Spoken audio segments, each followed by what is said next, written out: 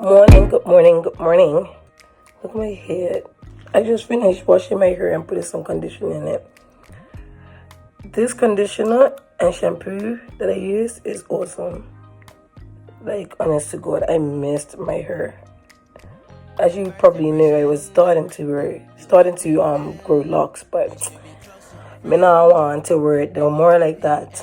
So I picked it out and now I'm starting to just rock the fro. So anyway, as you all may know, I and my family have just started our first Facebook page. It started off from just doing Facebook Lives on my regular page, and everyone has been engaged on it. They obviously love what they see, and you know what I mean. I've had a lot of requests. So I decided before to do a Facebook page, but I just kept on knocking the idea and stuff. And one thing about me, I come up with great ideas, but it's hard to execute, especially if I don't have someone backing me and pushing me, and that's something that I need to work on. So here it is, 2019, October 2019, we decided to start our first Facebook page. It's called Family Fusion, and the reason to why it's called Family Fusion is because originally we started, Michelle and I, so my name is Angeliqueca Tankard. Let me start from there. My name is Angeliqueca Tankard. I'm 30 years old. I am originally from Bermuda, the island of Bermuda, and I and my partner, Michelle Swan, we decided to move to England in August 2017. We came up with the idea of moving to England. We decided to do so, which left us no time to really plan because we wanted to be out of Bermuda by October 2017. So we came up with the idea August. We was out of Bermuda by October 14th, 2017. We journeyed from Bermuda to Sunderland. Why Sunderland? I have no clue. I can't even remember why we chose Sunderland. I think we wanted to be far away from everybody. So when we got over there, we stayed at a hotel, Premier Inn. Oh my gosh, it is amazing. The Premier Inn over in Sunderland in the city center, it's amazing. Great hospitality, trust me when I tell you, you should try going there and visiting and staying at Sunderland, Premier Inn in Sunderland city center. We was up there and then Misha's mom called and was talking to her and was like, oh, that's too far from everybody, you guys need to move close to an area where people can get to you, or you go to people that you're familiar with. Fine, fair. So we called our friends Tara and Pedro. They're also from Bermuda. They was living in Bolton at the time, so we called them, was talking to them about the situation, and they sat with each other and called us back and said, listen, you guys will come stay with us for a bit in Bolton. So we was like, for real? And they was like, yeah. So we actually, Pedro came and picked us up on this Sunday, because this was the Friday we called him. And then he picked us up on the Sunday, drove us from Sunderland, which is not close at all because it's closer to Newcastle and Scotland and up north, and picked us up and brought us down to Bolton. We stayed in Bolton for about a month, which I took sick. I was really, really sick. When I tell you I was really sick, I was in and out of hospital. Anxiety tries to get the best of me. I've had cases of anxiety, and also especially separation anxiety. So I was suffering bad with that, and then all the different things just started happening. Things started to unfold medically, and I was constantly in the hospital with high blood pressure. My blood pressure was 183 over 183 over 90 something, or I can't remember, but it was really, really high. So they put me on medication and stuff, and I was just dealing with that. So that was in October 2017, and so then we was even boating, but due to work requirements, Peter was wanting to move somewhere close to Huddersfield. So we was all looking for a place to move to. They was looking for theirs, and we was looking for us. And we moved to we found Halifax.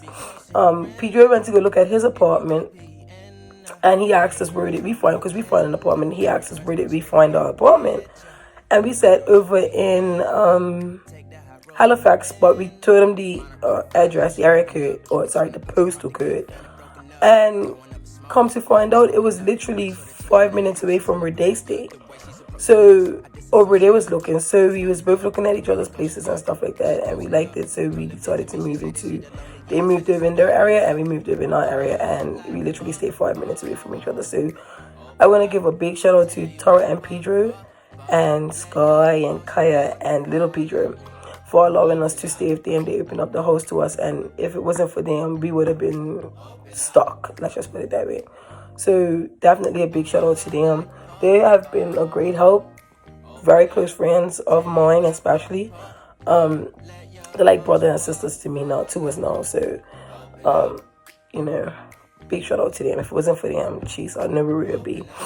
And I don't know what my anxiety would, or the anxiety, because it's not mine. The anxiety would be doing right now to my body. So anyway, that was that. 2017. So let me just give you a little story about myself. Growing up, I wouldn't say my life was hard, because it wasn't really hard. I had both my parents and my mom and my dad in my life. However, they were in separate houses. I did do the every other weekend at your dad's type of thing, but I was a daddy's girl. I was completely a daddy's girl. So it was my mom, and then downstairs was my nana, and my nana and I were really, really, really, really tight. Unfortunately, due to certain situations and circumstances, I was taken away and put into Sunshine League, which is a group home in Bermuda. So I'm skipping through my life. So because of that, it took a toll on me. And at the time, my nana was sick. She was really sick. She found out that she had an enlarged heart, and she was placed in the hospital. At the time, she was working at the Phoenix in town, but it was called it was the bookstore upstairs, Bookmark. That's what it was called, Bookmark. It was upstairs, and she was working there, and they had made mention to me that your nana is really been suffering, like she's of the idea of you having to go into Sunshine League. She didn't really like that. My nana never liked the idea of having to take me to Sunshine League on the weekends that I came home for a little bit. So she took me home. She was in the hospital, sorry. She signed herself out. She wasn't supposed to sign herself out, but because I was coming home for the weekend, she wanted to spend the time with me. So she signed herself out, and she dropped me off to Sunshine League. I spent the whole weekend, man. Like, she was doing things. We was up until like 5 o'clock in the morning, 6 o'clock in the morning, just spending time with each other. She was doing things and putting on clothes that she hasn't worn and done in years. And, she was happy, and I was happy to see her happy, and she was happy to see me happy. We was just spending that time. Like I said, I was a nana's girl as well. Like, my nana was my everything. So on that weekend, it was in December. On that weekend, she took me back to Sunshine League on this Sunday. And when we got to Sunshine League, my sister was in the back of the car.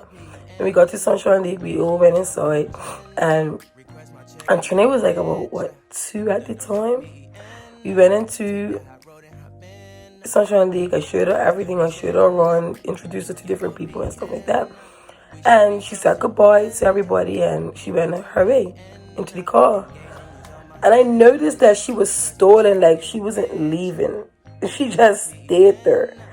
And I was wondering why she just sat there. And as she sat there, she was just had this look on her face, and I went on. I said, "Hey, Nana, are you alright?" And she said, "Yeah, I'm fine. I'm good. So I said, "Okay, cool. Well, have a great night, and I'll talk to you later." Hold on, I'm trying to get onto my Facebook page as well. I'm trying to do a live. So she said, "I'll talk to you." We said we'd talk to you later. So each other that, and that was that. And so after I had went upstairs, I had went into my room. I call it the Annie the Annie room, because I promise you that Sunshine League was reminded me so much of Annie. So I went into I went into my room, and I sat there for a little bit, and I was just wondering, like, why my nana was sitting there stalling.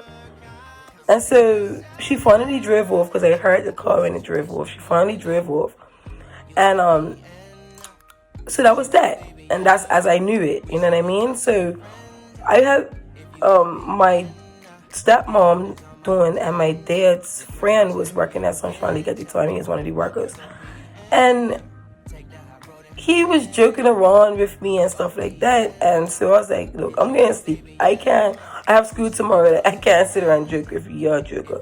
So anyway, I went to sleep, and then literally, it could have been longer, but this is what I remember the time being. So I remember it felt like I only was sleeping for like an hour and a half, 2 hours at the most. And I got this shake on my arm, waking me up and saying, "Angelique, you gotta get up."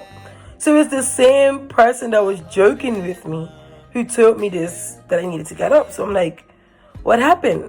So he's like, "I'm trying to sleep." He's like, "No, you have to get up. Your uncle's coming to pick you up." I'm like, "You're a joker." Like, you know what I mean? I wasn't taking him serious. So he's like, "No, for real, you have to get up. Your uncle's coming to pick you up. You need to pack some clothes." So I was like, "All right, fine." So I got up. Now my heart's racing, because obviously I'm being woken up out of my sleep, thinking it's joking, but it's being for real now. My uncle's coming to pick me up, so I'm packing my stuff, packing school clothes, packing underclothes and stuff like that. And my uncle comes to pick me up, and I'm not gonna name him because me and him do not get along right now, and I just anyway, he came to pick me up, and when we're in the car, he says, "Get in the car." So I get in the car. When we're in the car, he's driving, and if you know where Sunshine League is, it's like close to the hospital, but if you have news, it feels like it's so far away. So he says, "Well, on our way to the hospital." I'm saying, "For what?" Like, you're just waking me up out of my sleep. Like, "What are we going to the hospital for?" So he goes, "I'll let you know when we get closer." So we're getting closer. We're on East Broadway, which is, for those that live away, is the area in Hamilton or coming out of Hamilton that you will go to the hospital, connect to the hospital. So we're going on East Broadway, and he says to me, and I'm looking at him, and I just see tears coming on his eyes, and I'm like, "Oh my gosh, what's going on?" Now, like I said it to you before, my nana is my heartbeat. People weren't gonna tell me bad news until we got to an area or a location where you can actually reveal it to me. So we are turning to go to the hospital, and we get to the hospital, and my uncle says, "Listen, I have something to tell you." So I'm like, "Just tell me." So we're parked in the parking lot now, and he's like, "I just want you to know that your nana passed away." And I'm like, "Wait, what?" And he says, "Your nana passed away." I said, "When?" She just dropped me off to Sunshine League. He's like, "She passed away just a little while ago." So I was like, "You're lying." So I jumped out of the car, and I ran to the emergency area, the emergency door, and also at the emergency was my aunt and I believe my mama. I can't remember. And that's when there was also a crying, and my cousins, and there was also a crying, and I was just like, "Wait, what is going on?" And I suffer with asthma real bad. So I ended up having an asthma attack also at the hospital, and they ended up having to get me a asthma pump, and my legs just started getting weak and weak. Like, so I get into the hospital, and I just see my whole family there, and my granny and everybody there, and they're just crying, and I'm like, what's going on? You know, because although my uncle told me that my nana had passed, it didn't hit me. So I'm like, and I'm saying all this because this ties into who I am today. It didn't hit me right, and I'm just like, what's really going on? And they're like, your nana passed away. She had a massive heart attack. After she dropped you off, she had a massive heart attack and died. Passed out in her living room. You know, apparently my mom, you know, shout out to my mama, because I know that's the hardest thing a person can ever try to do, is try to revive their own parent.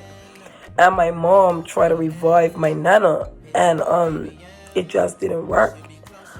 So when I got to the hospital, my uncle asked me if I wanted to go see, and I said, no, I do not wish to go into. I would prefer to see my nana, or remember my nana the last day, or how I saw her last. And that was happy, giddy, and vibrant. So he was just like, no, let's go see. And I said, I do not wish to see my nana. As I walked across the room that they had her in, I did see her on the unplugged respirator, and I just flipped from there. That's all I needed to see, was just that, and I was just like, it's official, it's real. My nana really is going. And from that point on, my life changed. From that moment, my life just changed. And I just went numb and in a zombie mood, and with nothing to do with life, with nothing to do with anybody. Called my dad, and my dad was down there just like that. Like, oh my gosh, my daddy was just, daddy, I need you to come, and he was there. Boom. So anyway, that was that. Losing my nana was the hardest thing that I had to face at that time. If you know me, if you're a relative of mine, a friend of mine, you know my nana was my heartbeat. She was like my rock. From that point on, I did resort to drinking and smoking. Some people didn't even know that that's what I was engaged in. But yes, after my nana passed away, and especially after burying her, was official to me that my nana's no longer her. And I did take it hard. I took it very hard, to the point where for probably 5-6 months after she passed, I was calling her phone, her house, her landline, and listening to her voice message and hanging up and just crying or staying on there. It's even been times where I was in my house, in my room, and I heard my nana call my name, and I just jumped up and I was like, I'm coming. And when I got to the area where I heard the voice come from, she wasn't there, and I just went into having an anxiety attack. And that took a toll. Like, I suffered hard. Like, I became a chronic alcoholic. And I'm not saying this to brag. I'm saying this because this is a part of my life. This is a part of me. I became a chronic alcoholic for 2 years. Like, whereas I was going to work now and then, but I was home drinking, going out drinking, hanging with friends, drinking this, drinking. Like, I was always drinking, to the point where my mama got tired of seeing it, and I got tired of doing it. And I said, you know what, Angelica, you have to come from this. You have to change this. So that was like when I was 16, 17. Like, legit, this is real story. I'm not making this up. Because I came out of Cedar Bridge when I was 15. So I was working for a little bit, and then this happened. All that said and done, I was like, look, started to talk to myself and saying, listen, you can't do this. You're damaging yourself. You're damaging the people around you. You're damaging the people that care about you. So I had to come off of it. I had to come away from it. And to come away from it, I had to take myself out of the environment and surround myself by new people. So I did that. So after I done that, I started to see myself get better and start to step up and start to do different things. In 2006, my mom found out that she was pregnant with my brother, Trudell. And when she found out that she was pregnant with Trudell, she also found out that he had Down syndrome. So